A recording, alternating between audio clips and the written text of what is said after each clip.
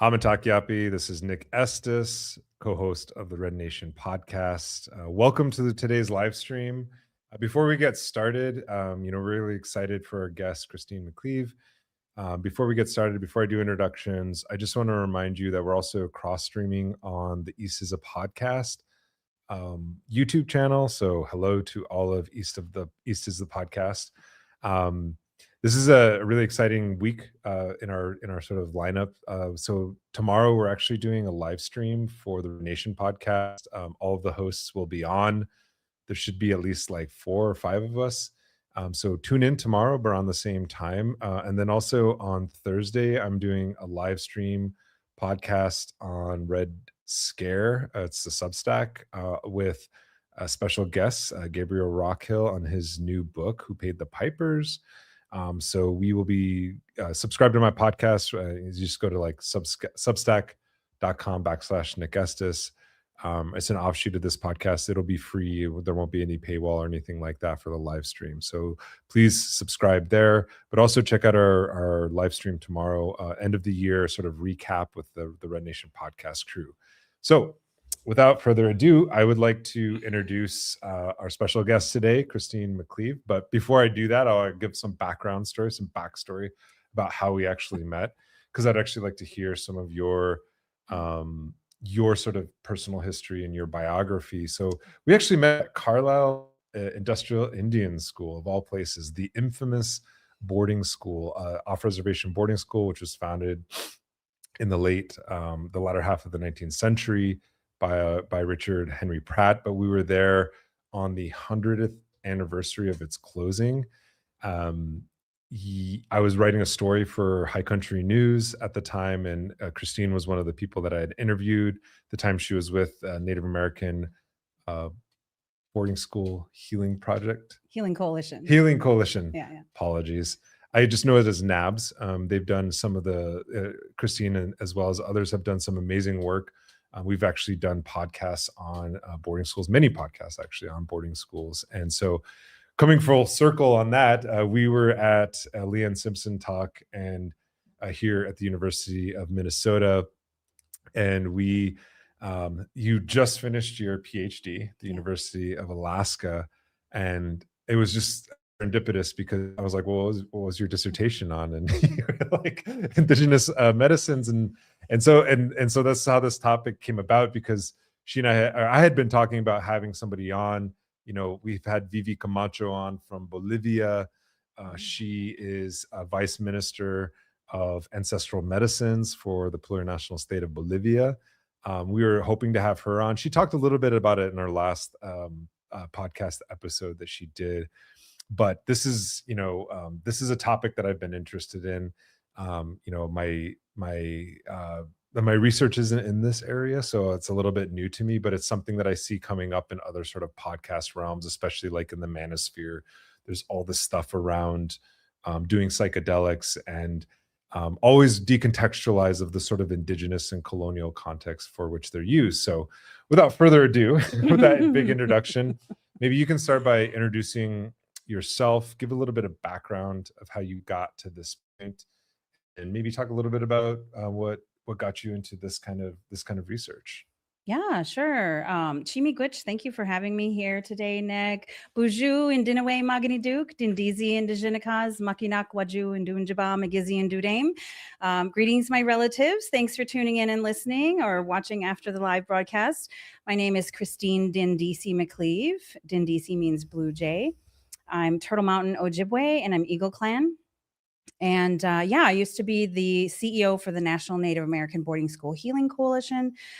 How I got there was my grandfather and my great-grandfather went to Indian boarding school, and I did my master's in leadership research on Native American spirituality and Christianity, really exploring that history within my family, covering some of the boarding school era. And at that time, when I was doing that research, the Canadian Truth and Reconciliation Commission had just gotten started. So I had started reading some of the testimony coming out, and it just really broke my heart. And I started thinking about my grandfather experiencing some of those horrible abuses that we know happened. And so that's how I ended up doing that boarding school healing work. And I actually didn't learn that my great-grandfather went to Carlisle Indian boarding school until I was already working at NABS. So I always encourage people to ask their relatives about it, because, you know, boarding school stuff, sometimes in our families, our relatives don't talk about it, or they don't think about it as, you know, something that was maybe significant or impactful until you start asking them questions and they start telling stories. But in that master's research, you know, speaking of serendipity, you know, things, there's threads throughout your life, right? So part of the Native American Spirituality and Christianity Lit Review talked about peyote religion, the Native American church. And I was just, you know, including it as an example of syncretic religion, merging the earth-based Native American spiritual traditions with Christianity. And so in my head, the Native American church was syncretic. It was a blend of the two.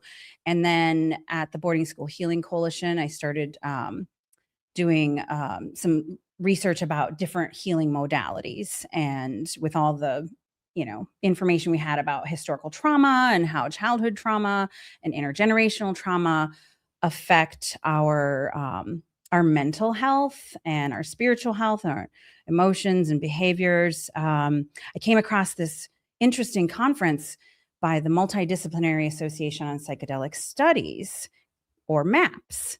And it said something about some cultural perspectives on these psychedelic medicines. And so I went to that conference, and there was only one other Native person. It's a miracle there was a Native person there besides me, because there was only a couple hundred people. But yeah, I talked, and she started introducing me to some more people in that psychedelic movement. And we talked a lot about, her name was Dawn Davis. Hey, Dawn. We talked a lot about how triggering it was to be there as Native people, you know, looking at these medicines from different indigenous traditions. So like peyote, ayahuasca, iboga from Africa, mushrooms from the Mazatec region in Mexico. And, you know, having to hear it through this white filter and this psychedelic lens. And really the crux of it is that this psychedelic movement is the mainstream Western, you know, colonial culture seeking healing, seeking healing for all the things that we are dealing with in this modern world, and using indigenous medicines to do so. And so there's different points of access. I'll get into that later. And, you know, people are coming at it from different entry points. But this whole, like, this is triggering, we're looking for our healing, and y'all want to heal without acknowledging that, that A, we had these traditions, and then B, you came along as, you know, Christianity, and demonized them and put us in boarding schools and prohibited them and abused us for practicing them. And now you're romanticizing indigenous peoples and wanting this wisdom that had to go underground to survive. And the whole thing was just, you know, like spiritual hypocrisy, historical amnesia. And I was like, I must do something. I am compelled to write about this and tell people what I see. So I went to go do my PhD at the University of Alaska Fairbanks, and my focus was on peyote, because being a tribal member here in the US, that's the one that I have legal access to under the American Indian Religious Freedom Act.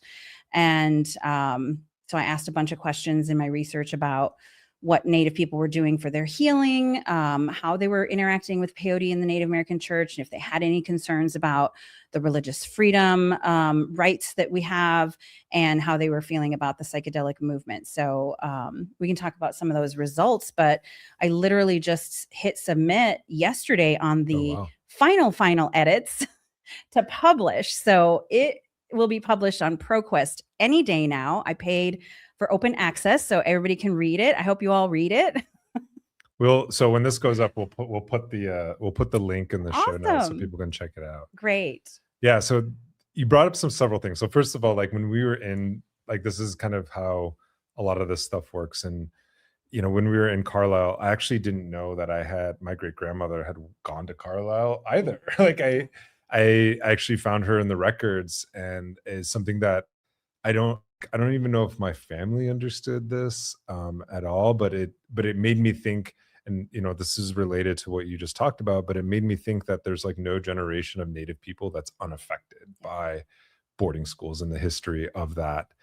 The second part that you talked about, the second topic you brought up, is this notion of syncretism, especially when it comes to the Native American Church. And maybe you can give us a little bit of background on what the Native American Church is and how it was founded, but also how something like peyote is sort of central to its practice, and how that often it was criminalized at one point in time. I mean, you're wearing a shirt that is, I think this is the one that we talked about that is in Texas, right? Yeah. The conservation, the peyote gardens down there. But yeah, maybe give us a little bit of background on NAC, because I think that's where most people might encounter this topic, is looking at how there's this federal law that protects the consumption and the use of this particular medicine.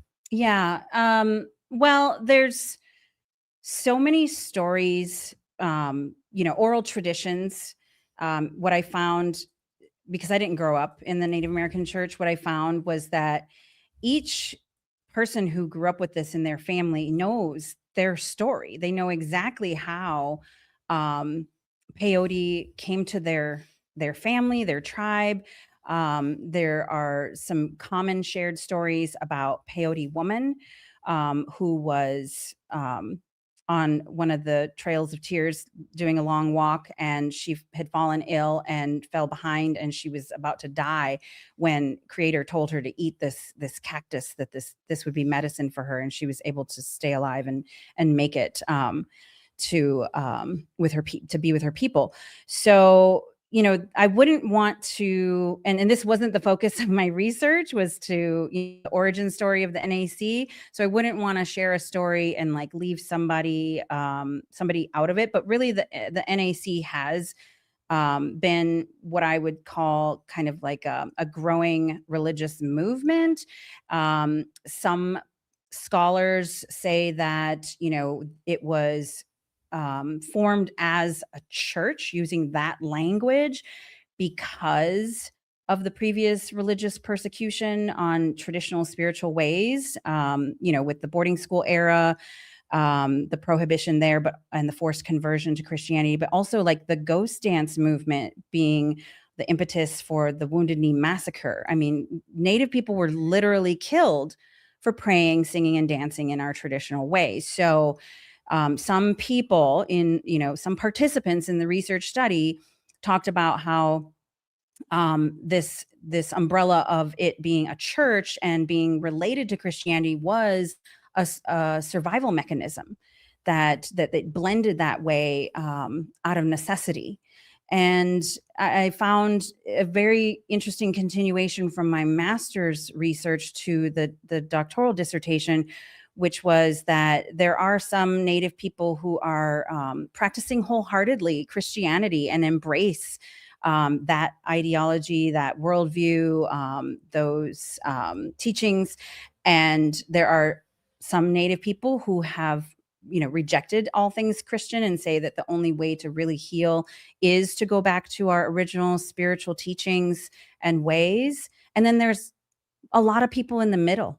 There's a lot of people who kind of, land at different points in the spectrum, who blend practices and beliefs to different extents. So there's no way I can just kind of give a pat answer and say like, this is how it started and this is where it's at, because it's really been something that's constantly evolving and is unique to each kind of region and tribe, or even down to families, that it's been passed on through generations.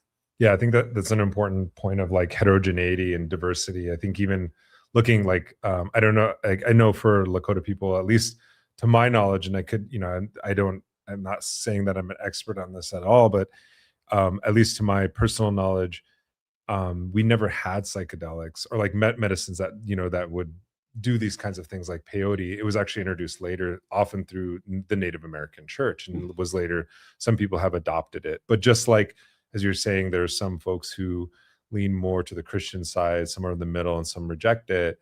That's also with people who don't even practice, exactly. NAC, like who are maybe consider themselves like traditionalists, they are also very Christian. They go to church. Some of them reject Christianity entirely, and some of them are just Yes. like in the middle. Some just don't care, you know? Exactly. And that's what I wrote about in my thesis, my master's thesis, was just, native spirituality and Christianity. What are people doing? What are they believing? And that, yeah, like you said, it has nothing to do with peyote, but I found that it also applied within the Native American church. And I'm seeing just like a few comments, some people talking about MAPS and MDMA. And so why don't I take this quick opportunity to just give a tiny overview for folks. The term psychedelics is, a more modern term, and it means mind manifesting. Another term that is used to refer to these medicines is entheogenic, which means like God within, and also kind of God entheo, and then genic is like it's hallucinogenic. So they kind of mash those words up. I can't remember the guy that coined that term, but from Indigenous perspective, and these medicines I mentioned are global. They're all over the world in various Indigenous traditions and many tribes that engage with them. Like, for example, ayahuasca in Amazonian region is huge, and it's like over a few different countries, Peru, Ecuador, Colombia, Brazil. Like the Amazon is huge, and there's so many tribes, and they're not all going to be like a monolith, culturally. So we're talking about medicines that come from various Indigenous traditions, and from the various Indigenous traditions, to make a simple generalization, they are referred to as spiritual medicines, and they're referred to as medicine, which is a thing that the psychedelic movement has adopted to now call them medicines. But I wish I could quote myself more accurately, but I'll paraphrase. There was a line in my dissertation where I was like, they really don't understand when they say medicine. They've adopted our term, but they don't really understand, because in the Indigenous cosmology, these are living beings. These are autonomous spirits. They are powerful spirits, and you have to have a relationship with them. You have to approach them with respect, and there are spiritual protocols.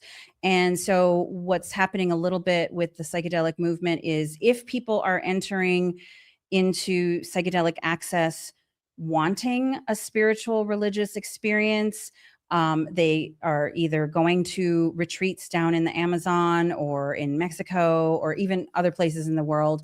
And sometimes these retreats are run by Indigenous people. And sometimes these retreat centers are run by non-Indigenous people, mainly white people who've learned from Indigenous people. And so do they truly have permission? Is it cultural appropriation? There's no easy answer, and it's probably a case-by-case basis. But there is a growing movement here in the US to access these medicines under RFRA, which is not the same as ARFA. ARFA is the American Indian Religious Freedom Act, and RFRA is the Religious Freedom Restoration Act, which was only made possible by ARFA and American Indian Advocacy.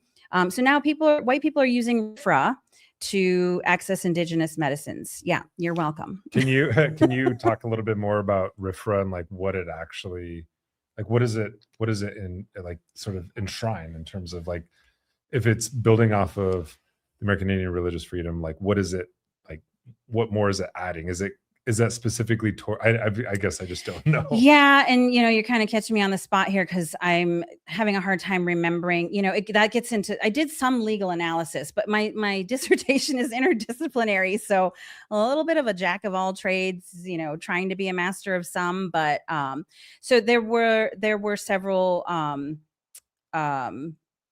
lawsuits that went forward, and I can't remember them off the top of my head, so please don't judge me. But essentially, we have religious freedom under the Second Amendment in the Constitution, but Native people didn't actually have that religious freedom, because there were all these other policies that were made to say that we couldn't be praying, that Indian agents of the federal government could withhold rations if we were praying in our sacred ways, if we weren't sending our children to boarding school, if we weren't converting to Christianity. So we did not actually have freedom of religion, although it was supposed to be for everyone in the United States. And so the 1978 ARFA went into effect. But then there was a later case in 1994 with Reuben Snake, and it was, states' right versus federal rights. And so it went up to the Supreme Court. And then there was an amendment to AIRFA, which said specifically beyond religious freedom for American Indians that we could use peyote as a sacrament through bona fide American Indian religious practices. And that's what it says, kind of, like verbatim. Those are the key words. And then I can't remember exactly how RFRA came about, but it was, I think, the same year, in some connection there. I can't remember exactly how that happened, but there have been some recent lawsuits. People have been suing the DEA because their psychedelic medicines, their sacraments, like ayahuasca, have been confiscated, and they're claiming that these are like under the peyote protections for American Indians. They're saying under RFRA, we're claiming RFRA, our religious freedom restoration, because I guess apparently the Second Amendment just wasn't enough for anyone. So they're saying, we needed this extra law too. And so they were like, we're using these as a sacrament with a bona fide religion. And there was a famous case with a church down in Phoenix called the Eagle and the Condor, the Church of the Eagle and the Condor. And they won they got settled.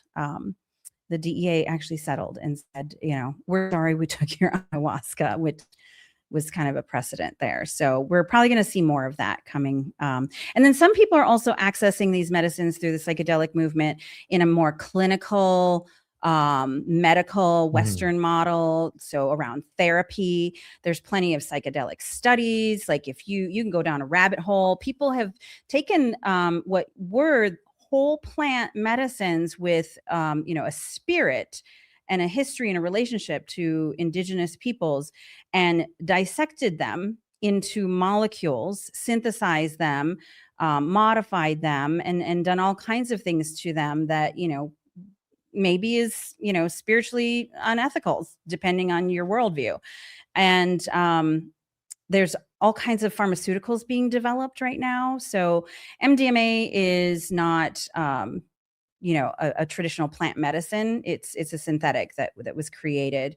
So there's all kinds of, the psychedelic ecosystem is very large, and there's plenty of perspectives to pursue if you really want to look into it.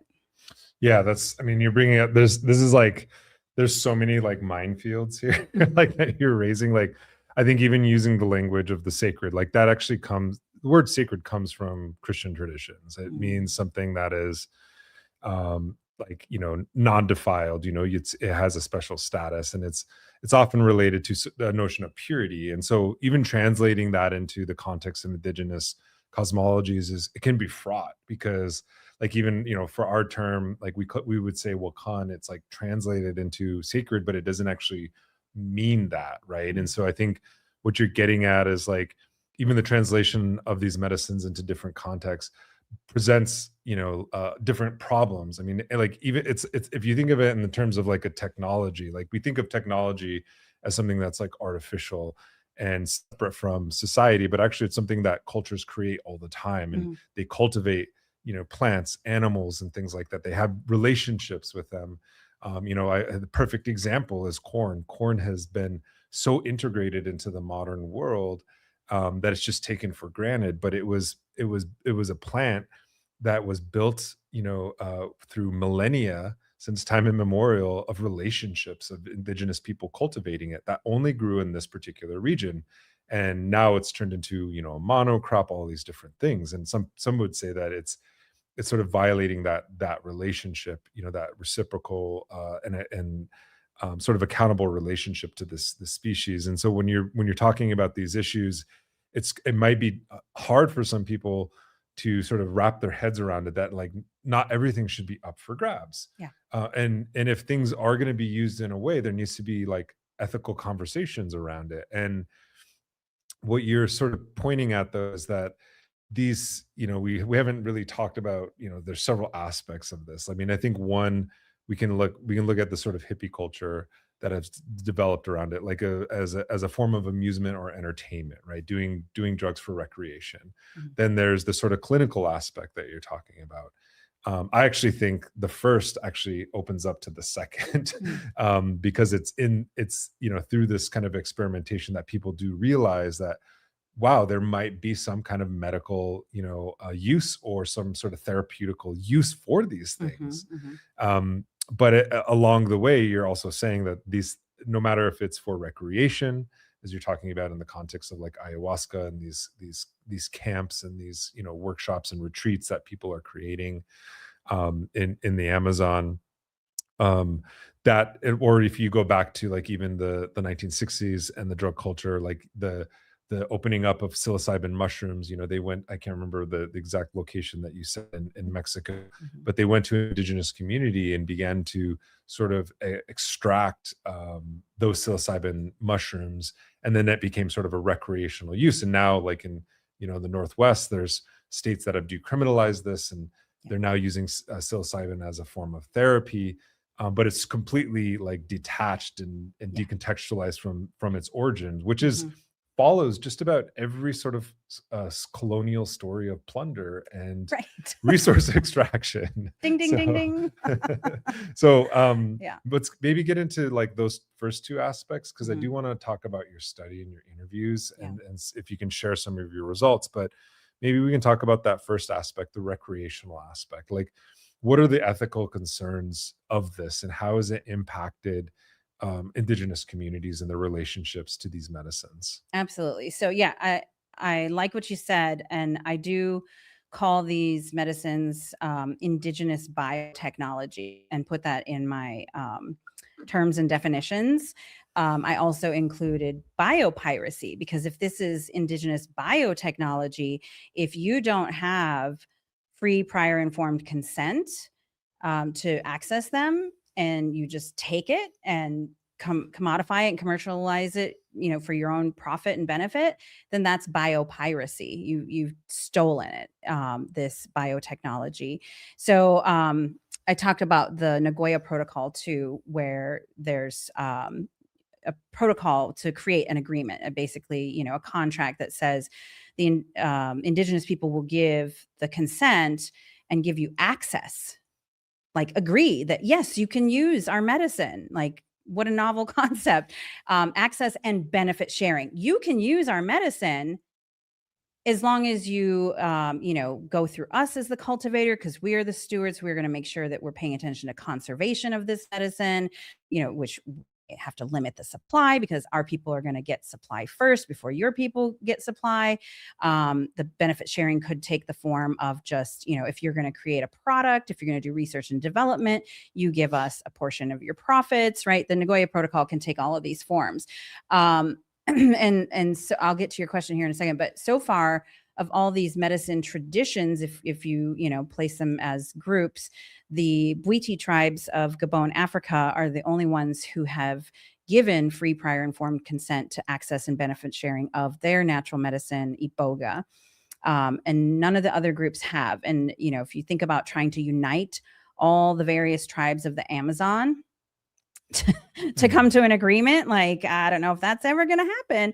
And then if anybody who knows here in the United States, you're probably not going to get them peyote tribes to agree either. So good luck with all of that. And then the mushrooms. Yeah, it was Maria Sabina was the curandera who shared mushrooms under the strict agreement of secrecy with Gordon Wasson in the 1960s. And he had a mushroom ceremony with her.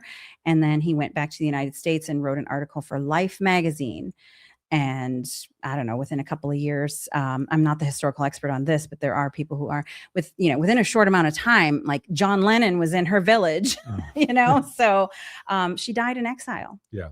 She was exiled by her people for bringing the world to their doorstep. And I see a lot of art that really depicts her as like a saint, because it's did she play her her fated role in introducing mushrooms to the world? Because a lot of people have had healing with mushroom medicine, and so it's just the effects on indigenous people is wide and varied. And again, you have to take it, case by case basis, tribes, villages, communities, individuals. So it's hard to make big generalizations, but overall, my research shows that the psychedelic movement is causing harm to Native American people. That was my population study, tribal members here in the United States. And I was part of the Colorado working group under their Natural Medicine Health Act. So Oregon was the first to legalize, and they did mushrooms. They did a mushroom program. And then Colorado did a voter initiative, and Colorado did mushrooms, DMT. Now, say they called it natural medicine, but then they named the molecules instead of the actual plants. But DMT would be either from ayahuasca or the bufo frog, which is actually 5-MeO DMT. And then iboga, or ibogaine, as they named it, and ibogaine's the synthetic, iboga's the plant, and mescaline-containing cacti, parentheses, excluding peyote, end parentheses. So that one's weird too, because it's like mescaline-containing cacti would be San Pedro, which is called Huachuma in Peru, or I've heard it called Bolivian torch, but I've also heard it called Peruvian torch. So there's only 2 other cacti besides peyote that have mescaline. And they did exclude mescaline because of some Native American advocacy over the last few years. The decriminalized nature movement was including peyote for a while, and Native American church members stood up and said, hey, no, that you can't do that. That's our medicine. It's protected. Hands off. And so they actually listened. That took a few years. But yeah, so, we got legal access, various medicines. New Mexico just came online with psilocybin. So now there's 3 states, and Colorado's, has all these other medicines which haven't all been implemented yet, but they decided, yes, this is impacting Indigenous people. So we're going to form a working group to inform us of, how to mitigate these harms. And the proper name is really long. It was written in the law as the Federally Recognized American Tribes and Indigenous Communities Working Group, but I just call it the Tribal or Indigenous Working Group for short. We wrote a report. We met for almost a year. We answered 4 questions that were written into the mandate that we would address these issues. How does this act, this law in Colorado affect the practice of these traditional religious medicine ways? How to avoid over commercialization, which, I mean, if you're legalizing, you're commercializing it. So just don't. How about that? There's a very simple answer for that, right?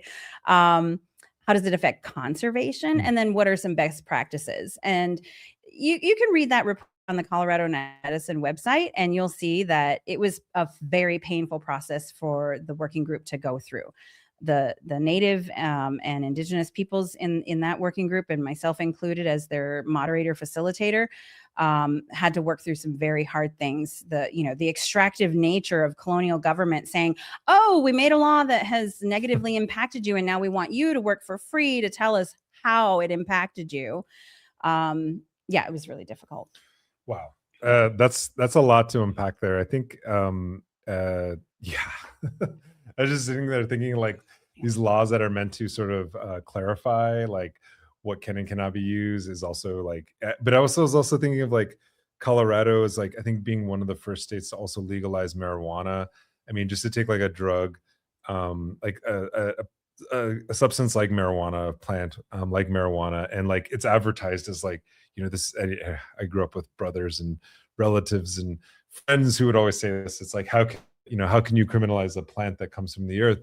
And I was like, well, try smoking the weed today, because it's really different than the weed that you may have been like trying to get legalized or defending, because it's like because of capitalism and because of the profit motive, the THC content, it's gone way up. And also you have this, they have things called dabs, which I've just learned about. I'm sorry, like pure concentrate. So it's like 99% THC. And so so then we have, we also, this happens in the the psychedelic realm as well, is that it's something like you get these synthetic drugs that are like extreme kind of versions of the plant, or I hesitate to use the term natural, but I would say maybe the historic or traditional kind of forms of them. Yeah. So it also shows how like the market and the profit motive also alter these substances, because they're catering. I would argue that they're in this realm, they're catering to a recreational use to try to get this kind of experience, right? And it follows like all the sort of like everything that you're talking about. I was just thinking about like how all these kind of boom and bust cycles of colonial extraction, right? You have something like tar sands. Oh, this has always been here for hundreds and hundreds of years, and but we don't want to refine it because it's not really good oil. But then when they get the technology to do it, oh, we're going to do this now, we're going to start refining this oil, or like doing fracking, right? They're going to find a way to do it at some point. There's going to be a bust or a boom cycle, and it's going to they're going to go into all these communities, these indigenous communities. There's going to be all kinds of social problems that are introduced, and then they're just going to leave once they've gotten what they've wanted. And then it's left for these communities, like this individual you're talking about getting exiled from her own community.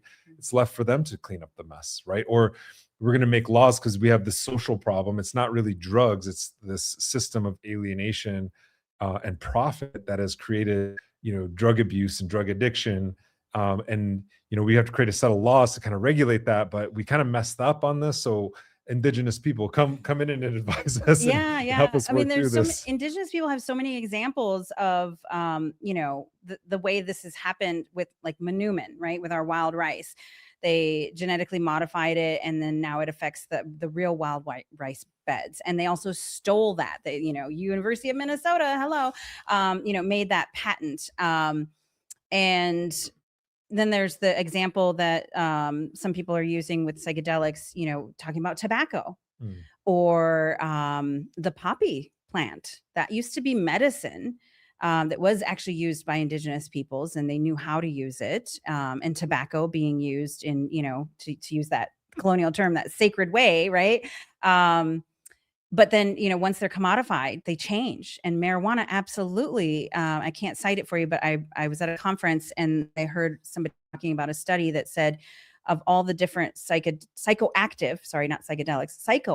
compounds out there, the one that produced the most psychotic breaks was cannabis.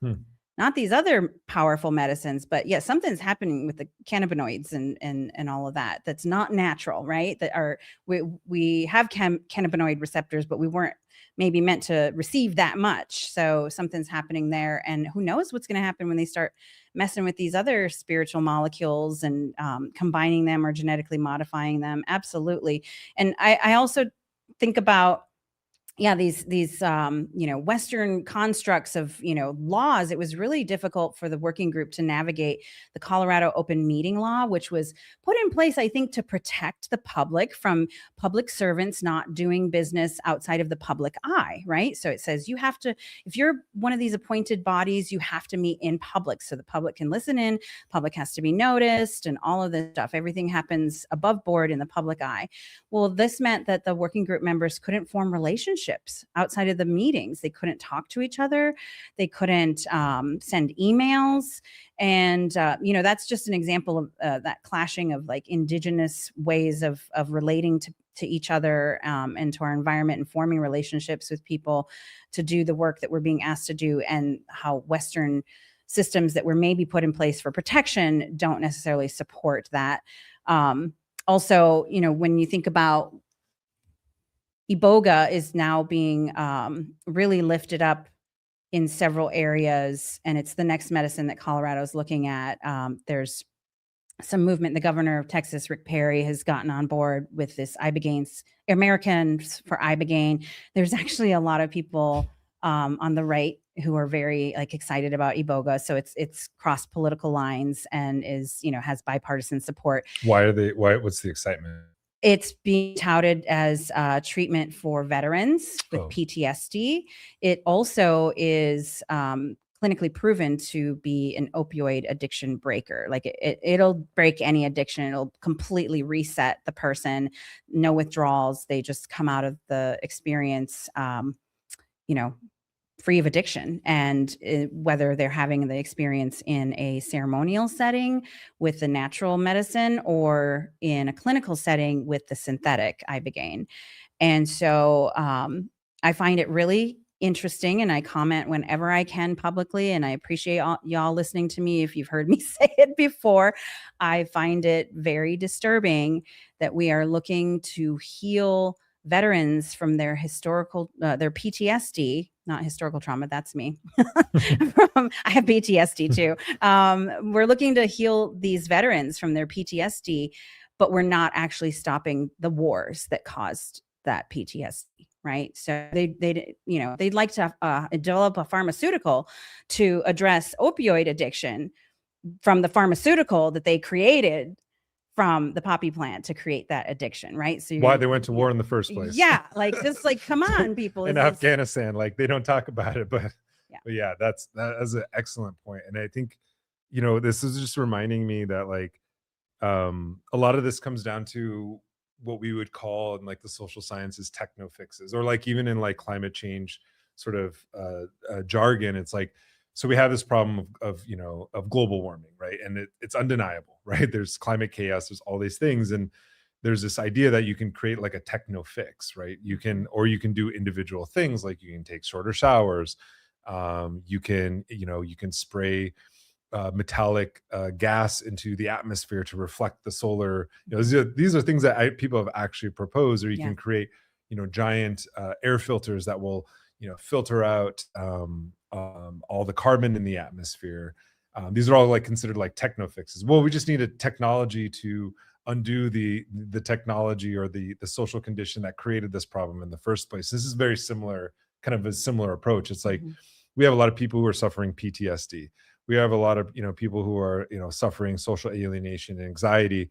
It's not the dopamine casinos in our pocket that are doing this. That maybe we should actually regulate that, and the social media giants that have really captured the attention and the mental health of a lot of people. But instead, we're going to create a drug that's going to snap. One day you take a pill and we want the quick fix. Yep. It's all done, and we don't care, the social cost that it costs on other people, right? And so with every technology, there's always a consequence, right? It doesn't mean that technology is bad. I'm not an anti-tech, anti-Western, or anti-civ thing, or whatever they call that, but it because we, like, as you said, and I really like this term you call indigenous biotechnology. And there was actually a question, and I want to go back to it because I think it was from Jen Marley, former co-host of the Red Nation podcast. Hello, Jen. She has several comments here. I'll just read all three of them and maybe you can respond. So Jen Marley says, do we have to talk about Catholic, excuse me, I can't really read this. Sacraments is biotechnology? That's interesting. Yeah, the inequality in how we have to talk about what is sacred, in quotations, shows that this is a sovereignty issue. Oh yeah. We are the only ones subjected to extraction of sacred medicines in this particular way. It can't happen the other way around. We're reaching an impasse with legal forms of struggle. We exhausted civil rights law, and we are now forced to defend ourselves via property law. Yeah. This shifts how we relate to ourselves as nations. Well, so the peyote people in the United States, the tribal members, are still using, the American Indian rights era, civil rights era laws. We're definitely relying on AIRFA to protect our right to use peyote as a sacrament, as it's described in the law. The international legal frameworks that we're talking about under kind of like cultural intellectual property laws, and also the new WIPO treaty, the UN WIPO treaty that got signed and ratified last May, was about genetic heritage, cultural and genetic heritage, protecting that kind of under the same, intellectual property framework. So we're using everything we can, because absolutely we're constantly under attack, and nothing's going to change and nobody's going to heal until we address the issues at the heart of these things. This is about, a lot of people in the psychedelic movement are, maybe second generation hippies, or new age people, whatever. They're in awe of indigenous wisdom and spirituality, and they want that. They're disconnected from their own cultural ancestral roots. A lot of people think this is, going to expand people's consciousness, that it's an opportunity for humans to evolve. And sometimes I chuckle to myself because I'm like, yeah, maybe there is that potential. However, humanity is not going to evolve with these techno fixes. And that's not just the name of a new DJ. That is like, we need to address the issues here, which is that humanity has created a global society where it is disconnected from itself. And that is because we are nature, and we are being more and more disconnected from nature.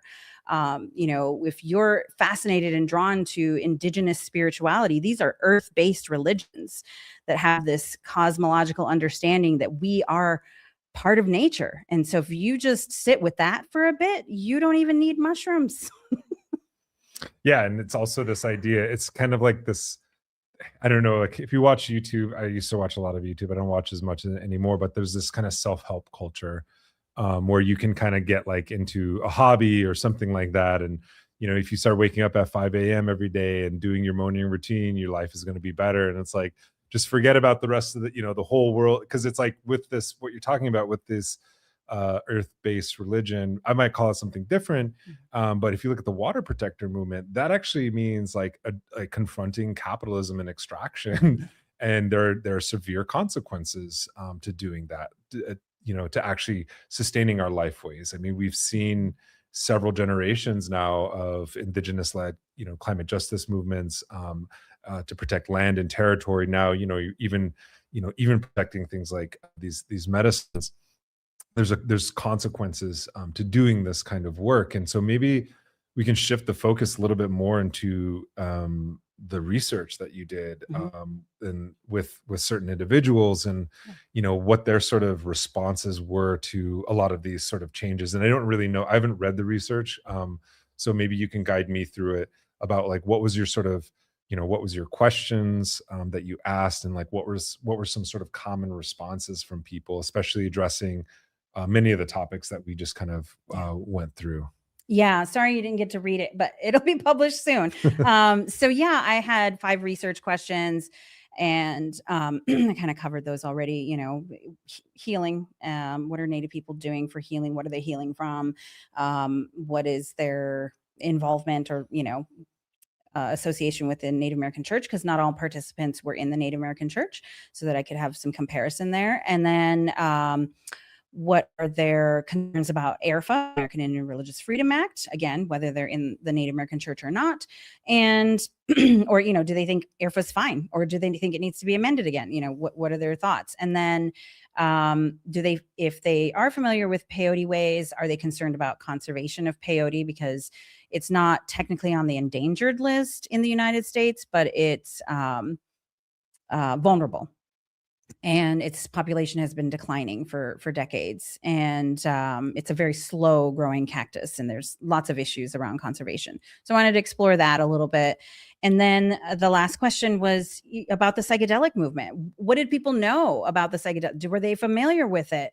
And did they, were they excited about it? Were they willing to engage with it? Or were they concerned and wanting it to, stop?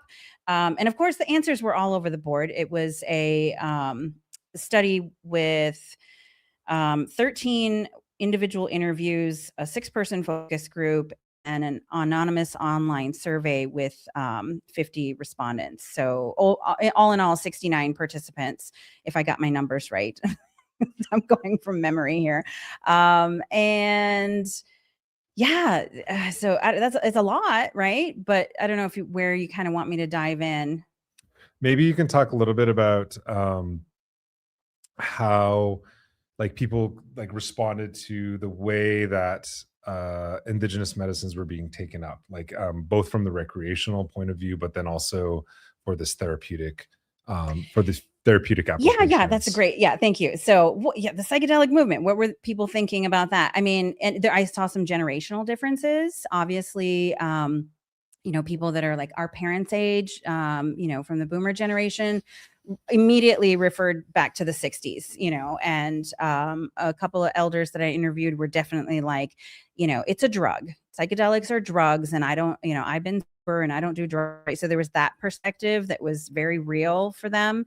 And there were other perspectives about like younger generations, some millennials that were more open to psychedelic therapy as a treatment for historical trauma. They were willing to engage either with like mushroom therapy or mushroom ceremony. So what I did was I had a question for interviewees and survey respondents that was kind of comparing like, would you be more likely to do these medicines, these natural medicines, like the 4 that Colorado legalized, in therapy or ceremonial setting? And surprisingly, and these are all Native people that participated. Surprisingly, they were more comfortable with therapeutic setting, clinical models, and at the same time as some talked about distrust of the medical system in the first research question area about healing and health, where they weren't as willing to engage with the medical model for either cognitive behavioral therapy or prescriptions for mental health, like treating anxiety and depression. So yeah, it was a little bit all over the board when it came to these perspectives. So isn't that just how research goes? So I mean, I tried to make some sense of it in the conclusions, but it's a lot. It was a big study covering a lot of topics. And my advisor kept talking about, you're just putting one brick in this wall of knowledge. And that's, I think, one of the hardest things to do with PhD research is keep it very narrow, especially indigenous methodologies where we realize how things are connected. And I couldn't just focus on one area without looking at the whole. Yeah, that's an interesting finding, because you would think that maybe there would be more, openness and engaging it in a ceremonial setting. But I wonder also if the people that you interviewed had engaged those things in a ceremonial setting, like what sort of percentage or what sort of portion of them did. I didn't ask them if they had, just if they would be willing. So that's, I already had, my survey was like over 100 questions. Yeah. So not trying to like play like Monday, I know, I should have, coulda, woulda, right? Yeah. But what's interesting too is I think so not everybody, right, falls into this, but some of the people who answered that way were not as comfortable doing a ceremony that belonged to another indigenous tribe or tradition, right? Like, I think there were plenty of Native research participants who were like, that's their ceremony, that's their way. If I'm going to do I would rather, some people wanted to do it in ceremony with indigenous peoples and were like, yeah, absolutely, that's the only way I would do it. And others were like, no, I would just have it be, westernized. And especially Boga, which has a lot of contraindications for cardiovascular health. It's really hard on your heart during the ceremony and the experience. And if you have any heart issues, you're not supposed to do that ceremony. I guess like maybe a bigger question is, what was the sort of big takeaway for you after reading all of this and like compiling, like what was the thing that maybe stood out to you, that maybe one thing that you that was unexpected? I think that was one of them that was unexpected, but then also what was the sort of overarching sort of, I guess, like finding in general that kind of like confirmed maybe some your like initial theses, or maybe like challenged them, or maybe like expanded them? Yeah. Two big findings that it boils down to is that it is triggering historical trauma in the participants, in Native Americans. This threat to peyote medicine, which is, very healing, very embedded in our ancestral practices. after everything has been taken, over centuries and so much loss and historical grief, to have this last remaining thing also be under threat while colonization actually still continues in all its forms against our peoples. It's devastating. So, this study absolutely supports that this is triggering historical trauma, and that the um, psychedelic movement at large, the legalization and commodification of various sacred medicines from indigenous traditions is perpetuating colonization, that it's ongoing colonization. So coined the term psychedelic colonialism. Very fascinating. And let's get into the sort of conservation aspect of this, because I mean, you're wearing a t-shirt that's about conservation.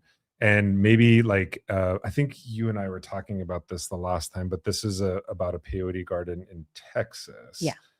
Maybe you can talk about the sort of the issues that came up with this particular peyote garden, how it's managed, who kind of funds and supports the conservation efforts, and then who comes in and manages these gardens, and what sort of issues does that bring about? Yeah. Because you have kind of overlapping interests. You have the people who are the landowners, you have the people who are the harvesters and the caretakers, but then also you have this kind of broader colonial structure on top of that. Yeah. Well, it was my friend and my sister Dawn Davis who did her. When I met her, she was doing her PhD research, and she was focusing on peyote conservation. So I wouldn't say I'm the expert in that, but there was that section in my research that asked participants what they knew or thought about it. And what it really comes down to, and then I'll talk a little bit about, my t-shirt with the Indigenous Peyote Conservation Initiative. In the research, I asked questions like, have you ever harvested your own medicine? Or, how often do you buy it from the peyoteros, which is the peyoteros are the DEA approved sellers. They're DEA approved drug dealers, essentially. And so the peyoteros don't necessarily come from a peyote tradition, from my understanding. There's only a couple of licensed peyote sellers in the United States, and they're not Native American. So I actually heard stories from research participants about negative experiences with peyoteros, the desire for their medicine to be harvested in a cultural way with an offering made and blessings and prayers said. And a lot of people had not actually been to what we call the peyote gardens, which is the area of Southwest Texas where peyote grows naturally. It only grows in one area on the entire planet, and that area, that natural habitat, crosses between Texas and the Mexico side of the border. And it takes money to go down there. And so this IPCI, this Indigenous Peyote Conservation Initiative, has this thing where they call it a spiritual pilgrimage, and they invite people down to that land where the peyote grows and allow them to do what they're calling a spiritual and ecological harvest. So they're teaching them how to harvest the peyote with ecological conservation in mind. There's a way to cut the peyote so that it will regenerate.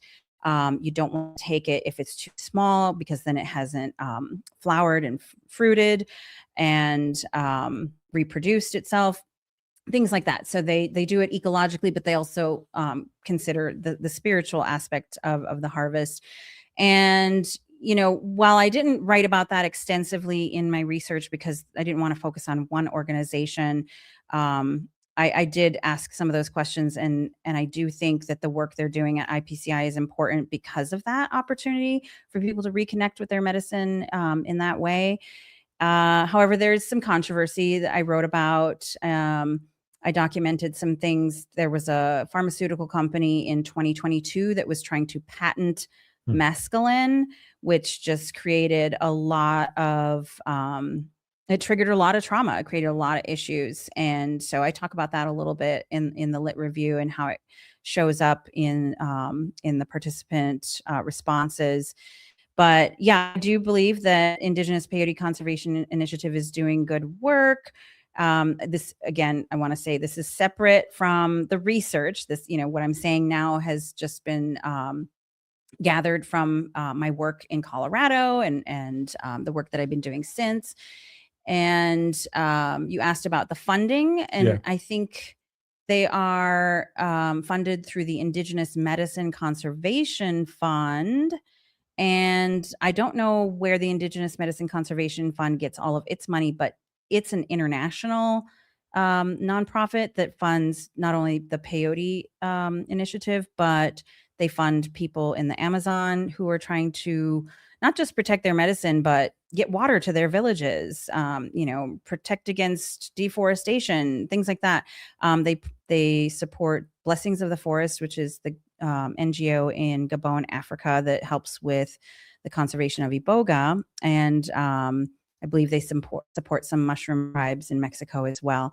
So there's been some talk about, where do they get their money from? Is it coming from people with psychedelic interests? It's a nonprofit, so all that information is public knowledge, and you can look it up, do a deep dive if that's where you want to go with it. I think what I've witnessed is that there are some people. Oh, we'll pick on David Bronner because I actually know him and I would consider him a friend. When I first met him, I was just like, oh wow, this is the guy that he owns that Dr. Bronner soap, right? So like immediately it's hippie culture, right? Like I've never been to Burning Man, but I imagine there's a lot of Dr. Bronner soap at Burning Man. So, and he's been written about a lot in the media. So just Google him, David Bronner. And hey, David, if you're watching, he has supported some of the psychedelic legislation. I think he gave money to a political action committee to get the psychedelic law passed in Colorado. I believe his PAC supported Massachusetts, which was a failed effort. And I think because of that, some people would criticize if he donated part of his wealth to, say, the Indigenous Medicine Conservation Fund or the Indigenous Peyote Conservation Initiative. And I would respond with why, just because he has one interest doesn't mean he can't support the conservation and the Indigenous perspectives that are, maybe he recognizes that this is impacting Indigenous peoples and he wants to help. Is he washing his hands? Is he, trying to clear his guilty conscience? You can argue all of those different opinions. I think, it's probably between him and God. Yeah. And I think this is also just in the absence of sort of regulation and protection. This is the kind of things that you get. I mean, like you have, there's this, like if you go back to Standing Rock, there was the whole argument that the state, like this in the context of this, it was the state of North Dakota and later on Energy Transfer Partner.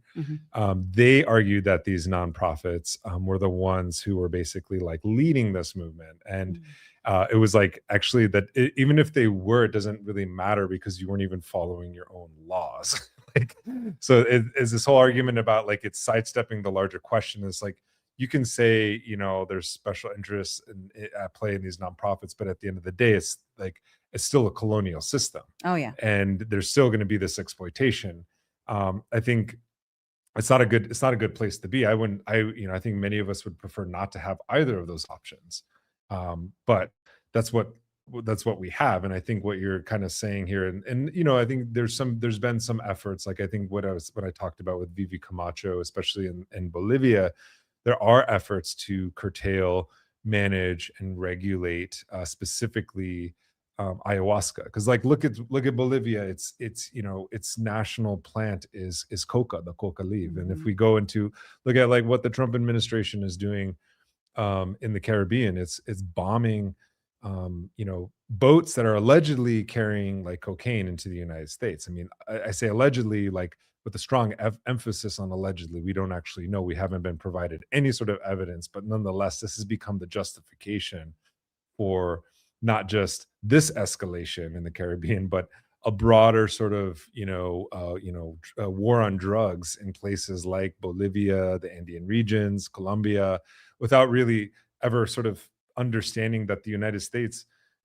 is the main, I would say, like, quote unquote, beneficiary of that Mhm. drug war on Yeah. both ends, the fighting of it, but also the perpetuation of it. Mm. There, some people have called it drug war capitalism. I think in this context, it's a little bit different, but also kind of the same, because coca is a sacred plant. It's a medicine.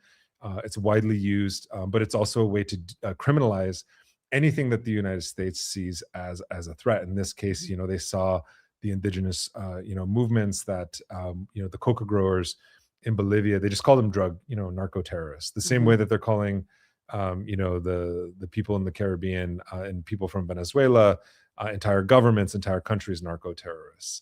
Mm. So we have to be really careful about, the accusations that we're throwing around, and remember that this is a way that is used to actually criminalize indigenous people. And so I guess, like, one, getting on this question again, but it's like, in your research, there seems to be, in some ways, sort of an irreconcilable sort of antagonism between how both therapy and recreational, users um, want to use, or want to, I guess, consume these medicines.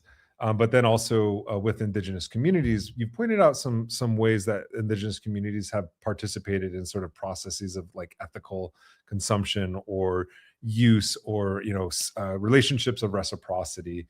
Like, I know that I don't want to get, like, too, like, grand, because it's, like, obviously not, one size fits all.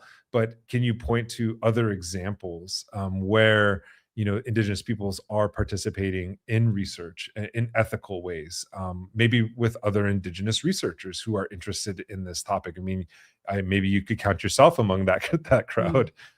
Yeah, there aren't enough indigenous researchers. And I was actually just having this conversation with somebody last night, saying, when you read my dissertation, if you disagree with the findings, please, like, do some research. Like, we need more. Like, I don't want to be the only person having this conversation.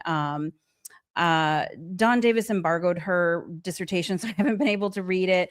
I know another Indigenous woman who's going to be doing some research. She's a PhD candidate at Berkeley. Hello, Marlena.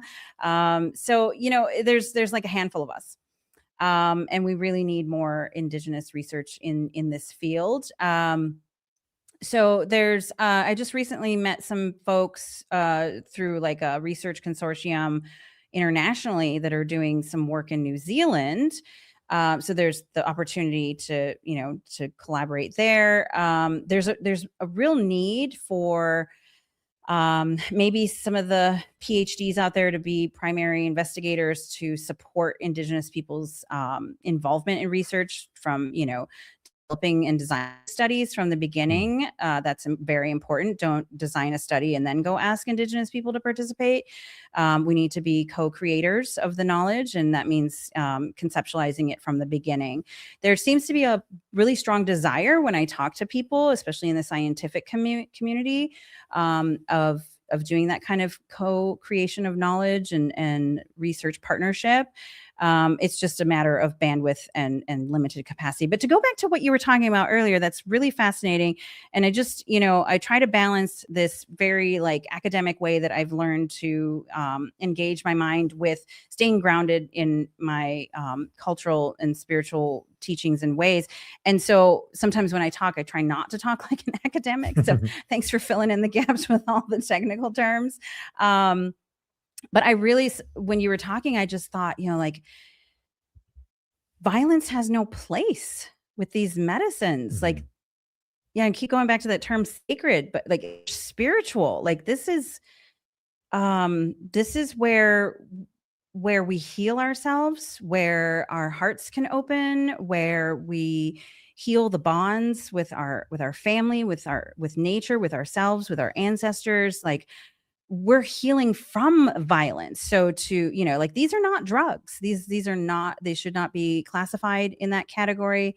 We could get into we do a whole nother podcast on the war on drugs. There are some people that come at psychedelics with the idea of cognitive liberty, where, you should just have the right to try anything. And I do what I want with my body and my brain. If that means, heroin or crack cocaine or whatever. Dr. Carl Hart talks about that. And so, there's a lot of perspectives out there, but just thinking about the indigenous peoples that I have learned from, that violence really has no place in the conversations, the ceremonies, and the relationships with these medicines, and all the controversy that is happening over who's giving you money and who owns what, who's trying to patent what. Really, that is detrimental to the healing movement. And I did hear some stories about in ayahuasca tribes in the Amazon that the lure to go of their young people to leave their village and go to the city and, sell ayahuasca ceremony is really starting to impact their families and in their communities. And so, even if you have that kind of experience where you think the indigenous person has consented and is voluntarily sharing it with you, there might be other factors at play, Mhm. right? There may be better opportunities for them in the city that they feel like, they want to take advantage of economically. And that's why they're selling their sacred ceremonies, right? Does it make it right? I don't know. I'm really in the position where I ask a lot more questions than I have answers to, even though I asked 100 questions from 69 people and maybe have some answers, but really it came up with more questions. So I just want everybody to take what I'm saying here, even though I'm supposed to be the expert and the researcher here, with a grain of salt. Like, these are really questions that deserve more consideration, more dialogue, respectful dialogue. People can disagree. Yeah, we just need to be coming together, not fighting over resources.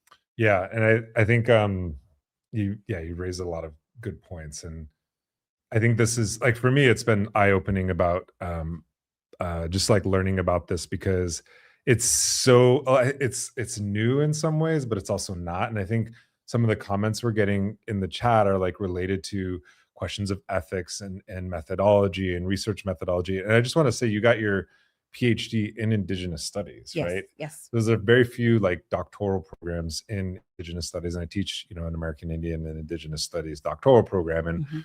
one of the things we emphasize is research, like research ethics, over and over and over again. And like, even if the institution you work for, the institutions you're working with, claim to have like Indigenous protocols and all these things, they can still violate them. Like, Mhm. and people do I call it pick an Indian, where it's like they just go out and they pick an Indian, and they're like, this is the expert, they're going to say all these things. Yeah. And then there's the other part of it is like, just because somebody doesn't tell you no doesn't mean that that's consent, Mhm. or that you should go ahead with your research. I think, like, if you're not having, like a full, like, in-depth sort of conversation, an honest conversation with somebody, and when you're doing research with a community, not in a community or on a community, but with a community on these topics, and you ever kind of come up with, this question of like, if should I even be doing this? Then you're probably not doing, I don't know, you're not asking the right questions. If Yeah. you've never second guessed yourself, and as Indigenous people who get to these like levels of, research, it's something that we take very seriously. And we don't come to these sort of like these conversations as like knowing everything, because everything is very contingent upon, I guess, how we ask questions. And Yeah. that's the important thing. And I think you're raising a lot of questions, because I don't, in my community, and the people that I know, like, relationally, there actually are very different perspectives on this. And I think some Mhm. people would agree with you. I think some people would really disagree with you. I disagree with some people's takes on it. Like, I think some people were like, yes, open it up. Like, we should patent, or it doesn't matter if they patent the, the synthetic version of peyote, because that's not the real, plant medicine. Where some people are like, but why is this necessary? Kind of Yeah, question. yeah. So I think your research is coming at a really important time, and it's good to hear that there's other people out there doing this, because I think it is, especially when it intersects with the biotech realm, pharmaceuticals, therapeutic sort of applications, you run into all of these problems. And I think some of the other questions before that some people had brought up is, it is a question of sovereignty, but it's not just as easy as going to one tribe or one group of like one community or one individual and getting one answer, because there's such a diversity of use and application, right? And I think there's this kind of, like, I guess I would call it just a sort of puritanical nature of of colonialism, and this idea that, like, knowledge is only one way, Right. that happens even in these conversations. And I think a lot of people are coming a lot of people are coming at different different perspectives, and I love debate. I'm not afraid. Conflict does Yeah. not harm. Right. It's okay to disagree. Yeah. We can debate. It doesn't mean we have to hate each other or Yeah. tear each other down. It means maybe we'll learn from each other. Maybe we'll find a common ground or a simple solution that addresses everybody's perspectives. Yeah, this was community-based that research. Didn't want to say that word, I guess. They participated, okay? And it wasn't in one community. So that's the interesting thing is, I tried to make it national. And so in that way, it allowed me to move it forward and not spend 10 years on trying to go to one community, because if I would have just done like one tribal community, there would have been a lot more protocols to follow, right? Like I said earlier, you go to the community or the indigenous group or whatever, and you say, this is what I'm in, what would you like to research, right? You don't prescribe. So that's a process, developing the relationship, developing the trust, and then designing the research study. Well, I knew that I wanted to take like kind of a national snapshot, so it wasn't going to involve just one community, which also allowed me to go to urban communities and not have to get tribal IRB approval. So I had IRB approval through my university, but like, let's say if I went to Turtle Right. Mountain, where I'm from, we have our own IRB as well. And so, I would have had to get like 20 IRB approvals, and good God, would that even be possible? Yeah. Like, you know how hard it is to get one, right? So these are some things that made my research unique, in that I could actually move through it a little bit more quickly, and not get too grounded in one particular community or one particular tribal government, right? So I did not involve tribal governments. Everybody had to be a tribal citizen, but the research didn't take place on tribal lands. So I literally got in my camper trailer and drove around the country interviewing people. And so that's how the community research was designed. And, I think it's interesting because there were a lot of different perspectives on what we were talking about earlier, in terms of, the disagreements, the kind of like, is the land where the Peyote Conservation Initiative happening, like, is that a good thing? Some participants talked about it and said they had been, and that they really appreciated the opportunity to go and harvest their own medicine. Other people had never harvested and didn't know what I was talking about. And so there is an opportunity to provide further education. And in terms of that intention with, like you said, how you ask the questions and why did I do this research? That's why I tell the story. Like, my positionality is really important in this Indigenous research. Who am I? I'm a Native woman who has been colonized and traumatized by Indigenous Indian boarding schools, by colonization, by the loss of language and culture. And in my own personal healing journey, I found this medicine. I had not done peyote until I started to think about doing this research, and I wanted to know more. I wanted to know what this was all about and what were the issues, because For some reason, with my boarding school healing work and all the trauma that I've lived through and walked through in my life, my journey has led me to be an advocate. I'm an advocate and a researcher.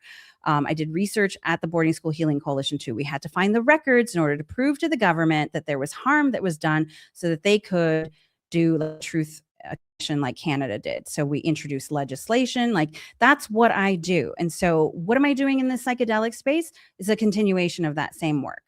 I'm doing research to further my healing, other people's healings, to advocate for the right to these medicines. And when you talk about sovereignty, that's kind of a loaded term, right? This says planting seeds of sovereignty. And I was like, I guarantee somebody's going to watch this and be mad that I wore this shirt. Hi.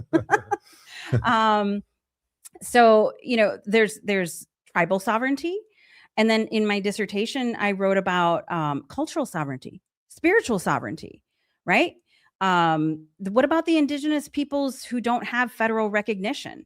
The Lipan Apache, whose homelands are actually in the Peyote Gardens, who aren't federally recognized. What about somebody from the Mexico side of the border who grew up in Peyote tradition, who moved to the United States?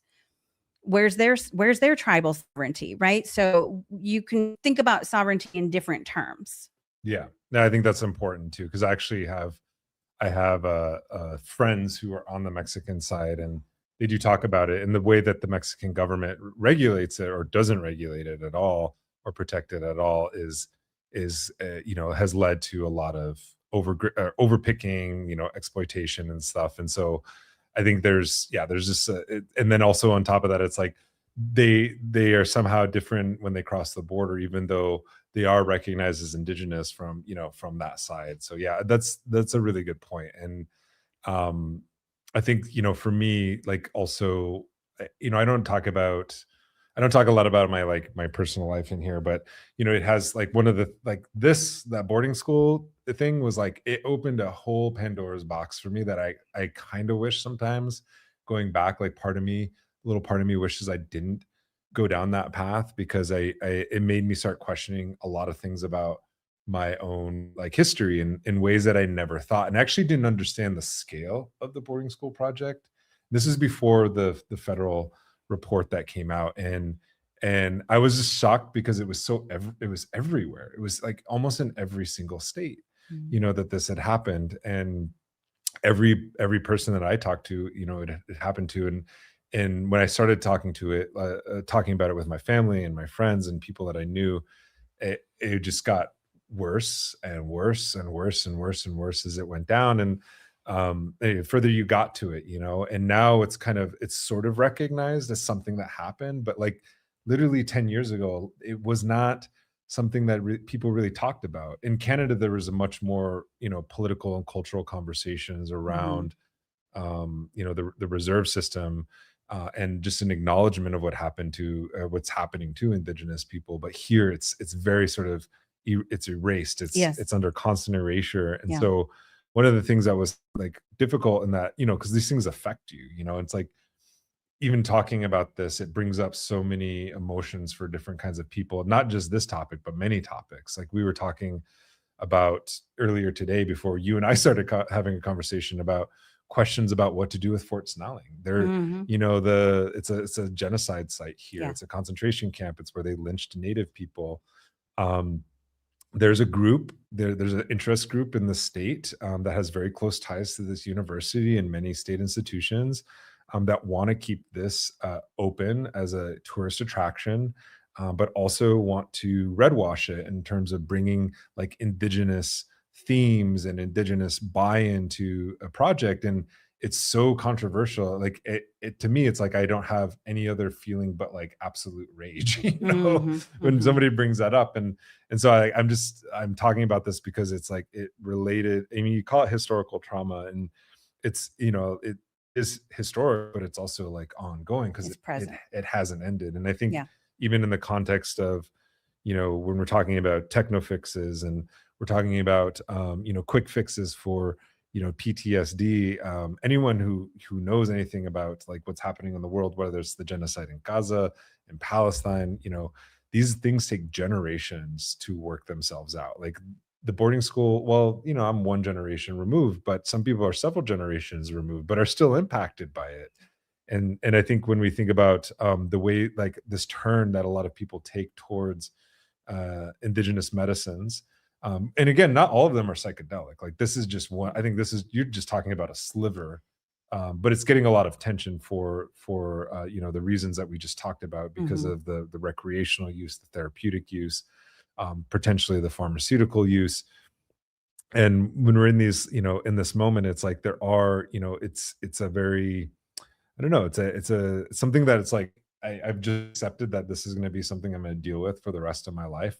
But when people are turning towards these sorts of forms of healing and medicine and reclamation, it should not be triggering. It should not be traumatic. It should not be like, as we see in some of the comments, I'm sure you've encountered in your research, it is for people, because we still live in a colonial world, and I think, and so, like, even our forms of healing are colonized.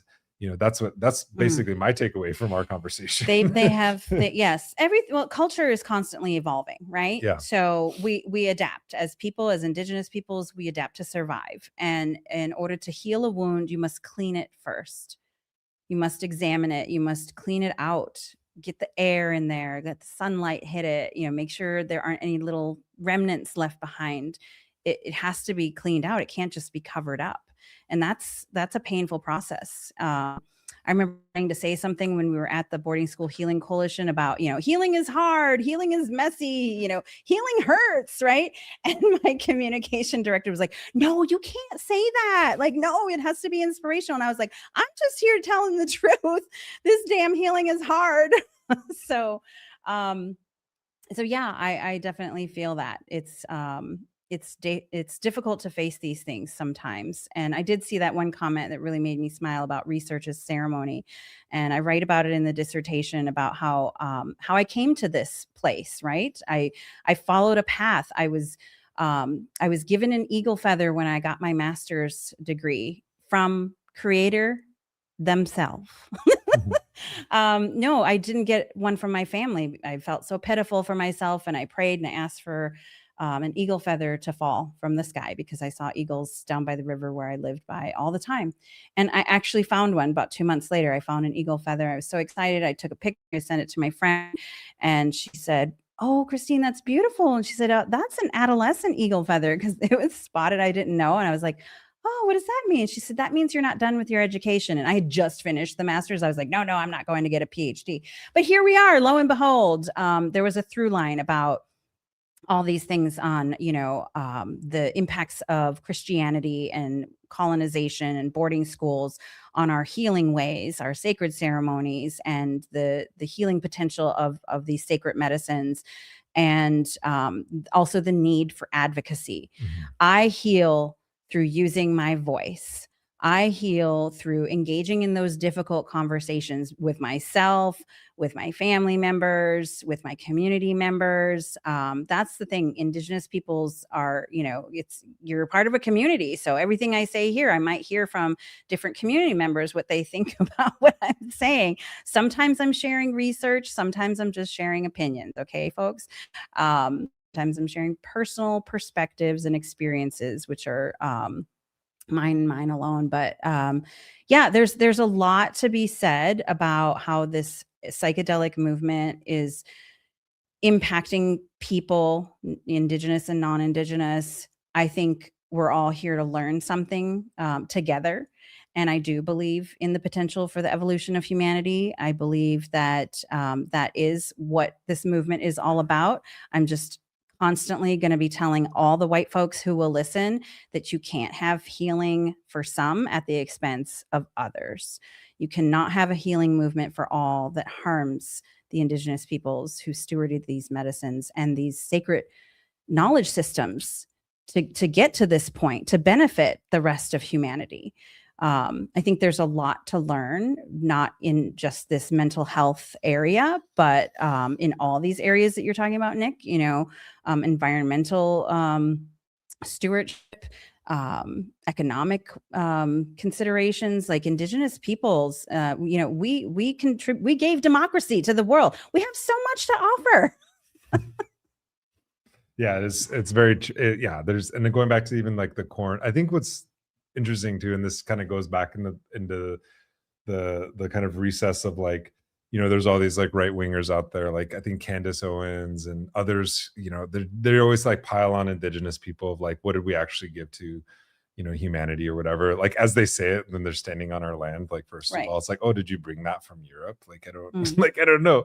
Or the other one is like corn, all like I think it was like 40% of like the global diet is corn? Yeah, not just corn, but like plants that came from the Americas, so and that were cultivated by Indigenous people and harvested. And so there are these technologies that you consume every single day that are Indigenous innovations.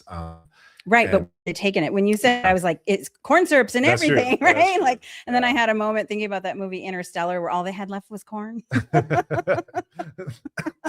Oh yeah, like at the end, like when all the plants had died. But well, we're at like an hour and a half, and I really appreciate you taking the time, Christine. I don't know if there's anything else that like kind of that you want to add to this conversation. I do. Thank you. Yes. So kind of in closing, I appreciate the dialogue and the care that you're giving to allowing me to talk about the research and how it was done, and maybe some of the controversy that will come up around it. And it wasn't my intention to do this research to create controversy or to, have some notoriety for myself. As I said, I wrote my intentions clearly. I prayed. I did treat the research as ceremony and ask Creator to guide me on this path. And I did go down to the peyote gardens and prayed right before I started doing the field research. And I recently just went back down there again at Thanksgiving to pray and offer my thanks and gratitude, which was the most amazing feeling and experience that I really do think this was spirit guided. So I had to write an epilogue to the dissertation to talk about the environment that this research will land in. That there is some conflict that's happening amongst peyote people that is the opposite of the healing that this medicine represents and is here for. So I encourage you all to read that research. In the epilogue, I say that I received some intense criticism before I even published from people who had not even yet read it. And that says a lot right there. This was not meant to cause any harm. And I really am not, taking a swing at anybody in my research. I'm just chronicling and documenting the landscape that we're living in right now, and talking about what the research participants said. That's it. There was no like agenda to take someone down or lift someone up. It's just research. It's supposed to be objective that way. Other than my bias as a Native person seeking her own healing through this medicine. And yeah, in the epilogue, I say, hey, go ahead and argue with me. I invite your criticisms and your critiques in a respectful way. If you disagree, please, reach out. If there's something that you think I need to correct, that you have, data that conflicts, please share it. We can write an article. We can what do they call that? Write an errata? Errata, or I don't even know. Something, like an addendum or whatever. I'm an academic and I don't even know. I know. My advisor shared that term. I was like, never heard of that. See, I'm still learning new words, y'all, and I'm a doctor. So we're here to continue learning and growing with each other, walking hand in hand, trudging the road to happy destiny. Okay. So, read the research and let it open your mind, let it expand your heart. If you disagree, let's talk, let's be professional, let's stay respectful. There shouldn't be threats of violence around discussion of sacred medicine. And I think that's a good place to end it. Yeah. And so if people want to follow your work, where can they find you?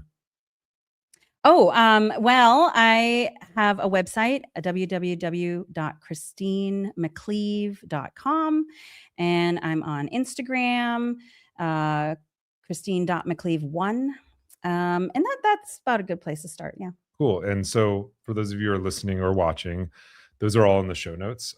It was also in the show promotion. So if you go on our social medias, you can find that as well. So thank you so much, Christine. This was wonderful. It's good to reconnect as well. It's like kind of full circle. Did I have my PhD? I just got my PhD when I met you in Carlisle. So then I what saw do you know? Yeah, then I saw you here. Like, yeah. So it's good to have a fellow, Native person out there doing this kind of research, and I really appreciate it. Thanks for coming on. I actually might have you on again because I'm sure we're gonna get we got a lot of feedback just in the chats. So we really appreciate everyone who tuned in, asked questions, commented. I think this is going to be an ongoing conversation. I actually can't wait to read your dissertation too. So I'll check that out as well. And hopefully we'll put hopefully this will come out and we'll just throw it in the show notes too. So awesome. Yes, I'm going to put it on the website. I'll let you know as soon as it's published and online. And I would love to come back and talk about it after people have had a chance to read it. Yeah, that'd be great.